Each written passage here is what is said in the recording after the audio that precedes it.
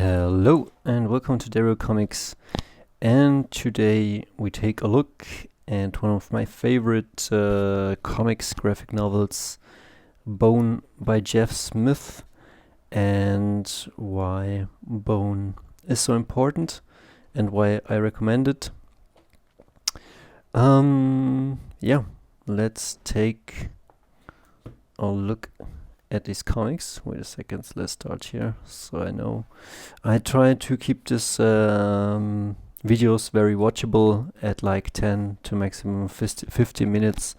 I know everybody has just a limited time. And yeah, today Bone. Before we start with Bone, a little commercial. If you like the party game Werewolf, I've created one, link down below. I would say this is one of the 3 best werewolf games in the world, because I made the illustrations and tweaked here and there some of the designs. If you want to read my comics, The Last Pickup Artist, about a boy who can't get a girl and who finds a pickup artist and then gets taught how to date chicks, but in the I don't know, they figure out that the world is kind of fucked, and so yeah, it runs deep, it goes deep. Check it out, link down below. The next comic will be the Wasteland Manifesto, and that's it. Commercial over. I don't like it, but we artists shouldn't starve, which we'll get into this book or several books for artists very soon. But today, Bone and why it's so important.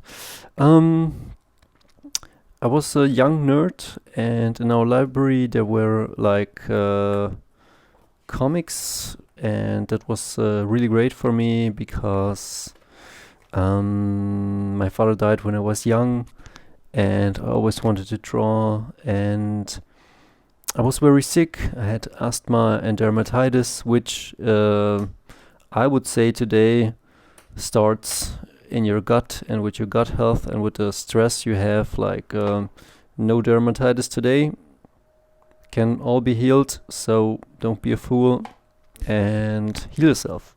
Ask me on that if you have questions. And before we start to go into Bone, when I do these videos, I don't do these videos for me, because I already kinda know how to take a story and make it, but stories also reveal who we are or who we try to be or how we see the world. And for Jeff Smith, it's really cool how he interprets the world he's showing here.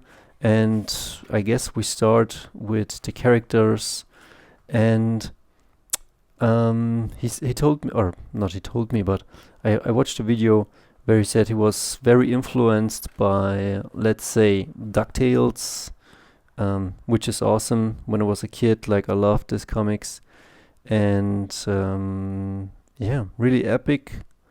Maybe we will take a look one day at these, because this is when I was starting out.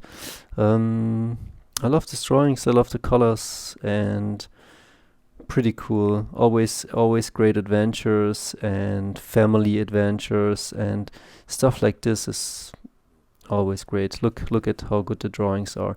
And I guess he loved this. And if I could compare Bone, it's like, what if DuckTales would meet Lord of the Rings? And we go here into this cartoon characters, because like this is what they are, cartoon characters. But then we also get introduced to Thorn and to Grandma Ben and to the Red Dragon, and this is really where the love begins.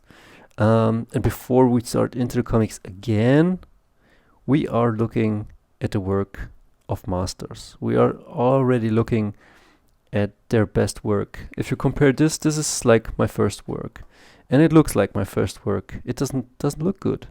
And then if you look, it gets better, and continually, slow and steady, maybe, hopefully, I will get here to a Joe Madureira level. We'll see if this is my destiny and a path I choose to go. But it takes time, so don't compare yourself with the masters. Strive to be them, learn from them, as Jeff Smith and others before you did. Like Joe Madureira didn't start out like this. This is kind of his peak, or before he really peaked in the Age of Apocalypse. But before this, he looked a bit wonkier, and I guess he was studying Arthur Adams and Jim Lee and all that, and trying to figure out where he fits in there. So 5 minutes in, I start with Bone. Yeah, because it's all important. It's important what makes up the story. And we start with Bone.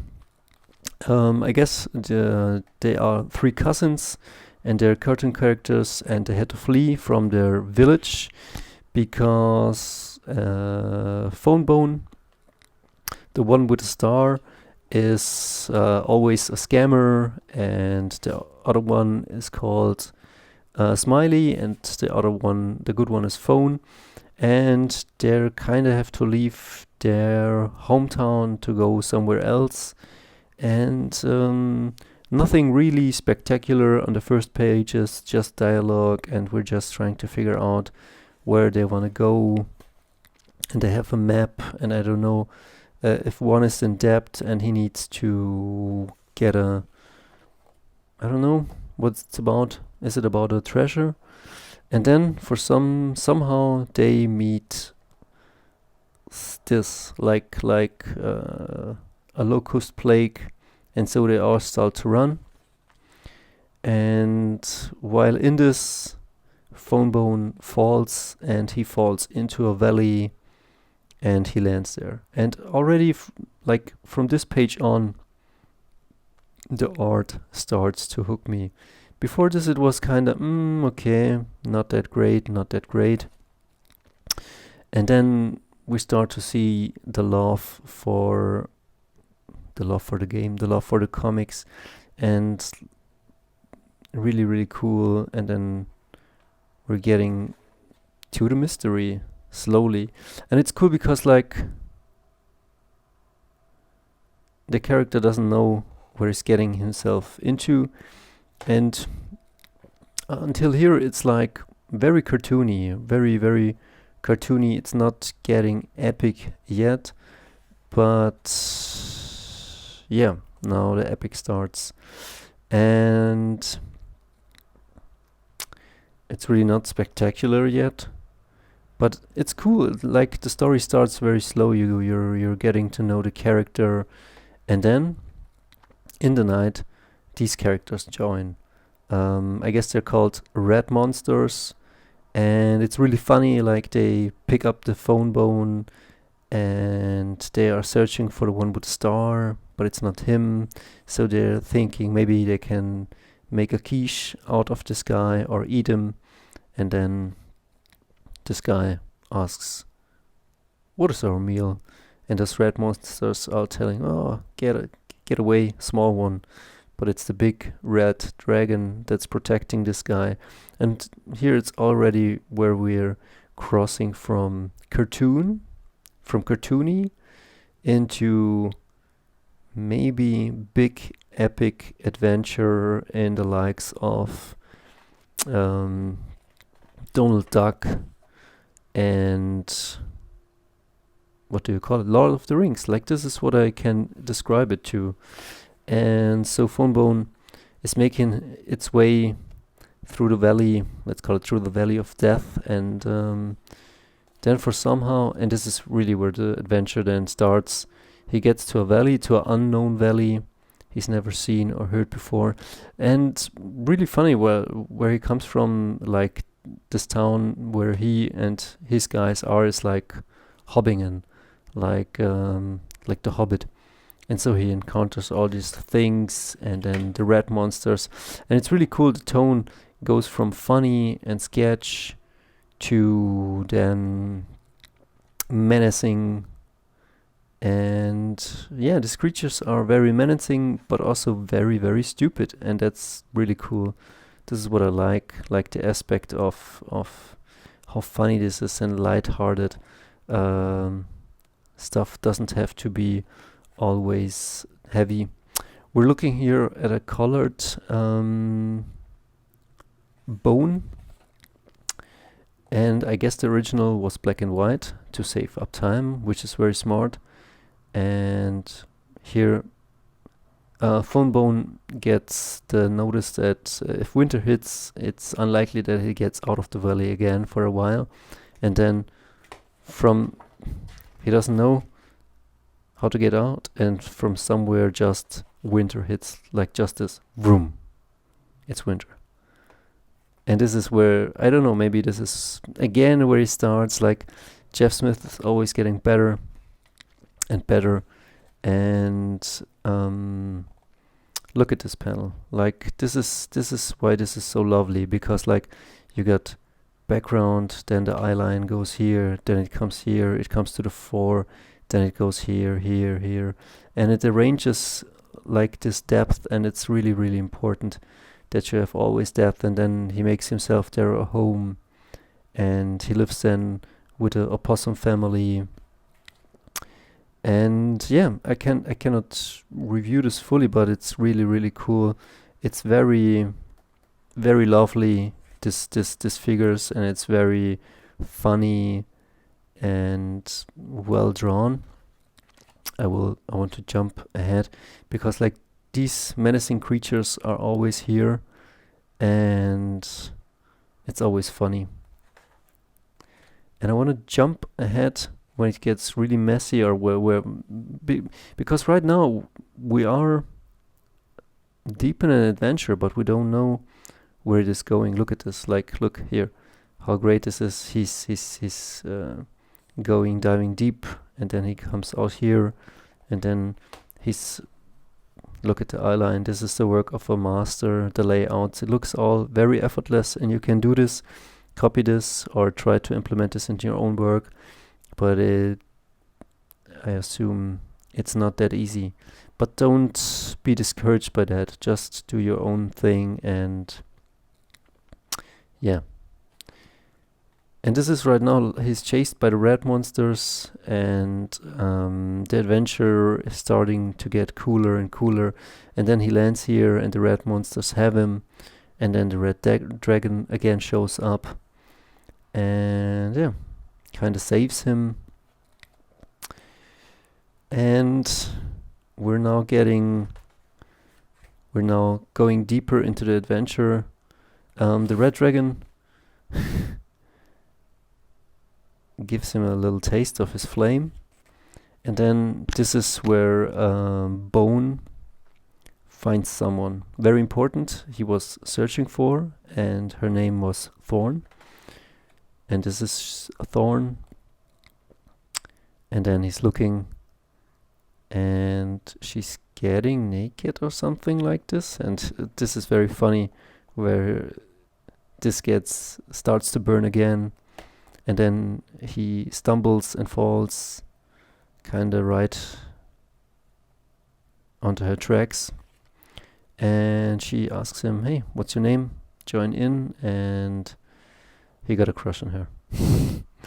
And then he discovers that she's Thorn, and from here the story starts to unfold, and we go deeper and deeper, and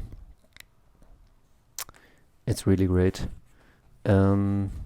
Let me close this soon, but as you can see, the story is very, very cartoon-like, but it's very epic also. Here's where we get to know Grandma, and she's very lovely, but she's also a kick-ass. And this is why this comic is so great. Like, you have it all seems that it's very, very light-hearted, but then here at the midpoint, it starts to change the tone a bit, and it starts to get menacing, like really menacing. And we discover that those two bones are living now at a farm with Thorn and Grandma, and it's really lovely. But yeah, wait a second. Here is then, and this is great. This is why I love this comic so much, is because like you have the red monsters, and you think, okay, They're the evil ones, but they're just like stormtroopers. And then you got King Dog, and he's the one who's really evil because he tells the rat monsters what to do, but he gets his orders from another creature. And then we start seeing here that the rat creatures are gathering for something great.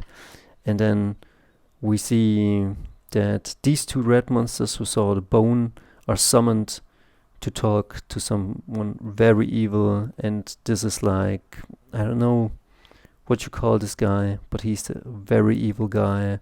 And the very scary monster responds to this guy and is also very scared. And this is why I love this, because like stakes are now raised. And then the rat monsters seek out. And then Thorn has a dream from her childhood, and she remembers something bad happening. And yeah, this is then where the action starts. And right here, I will say I don't want to spoil too much, but Grandma is a real badass.